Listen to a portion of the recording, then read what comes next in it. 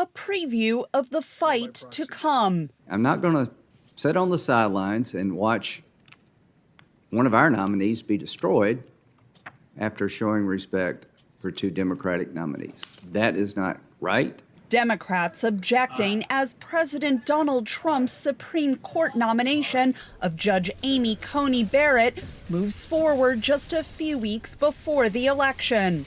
This nomination at this moment in time is not usual, not normal, and it's beneath the dignity of this committee.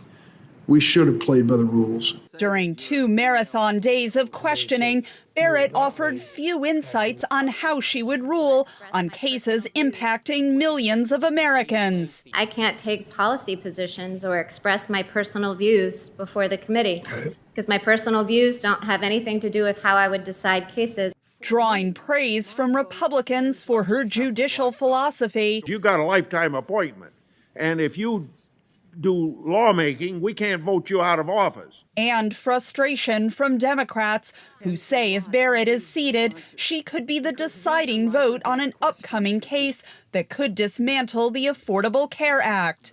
Health care coverage for millions of Americans is at stake with this nomination.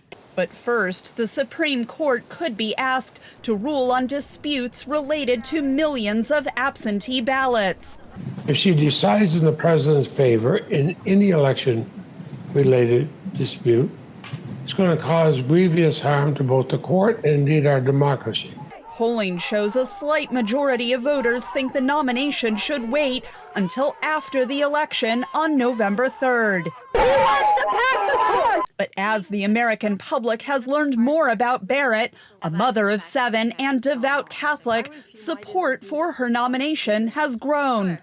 With early voting already underway, the confirmation hearing could have an impact on voters' decisions. There's few issues that unite Republicans, like the Supreme Court justice or the right to for the restriction of abortion rights. Roe v. Wade and the conservative judges have been a huge staple for Republican platforms, including President Trump's. But on the Democratic side, especially with the vulnerability and the passing of who we just lost with Justice Ginsburg, this is an incredibly motivating factor for them as well. Democrats acknowledge Barrett's nomination will almost certainly pass the Republican majority U.S. Senate.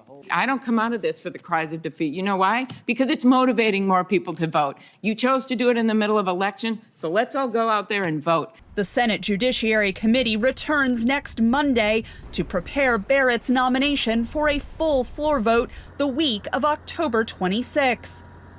Catherine Gibson, VOA News, Washington.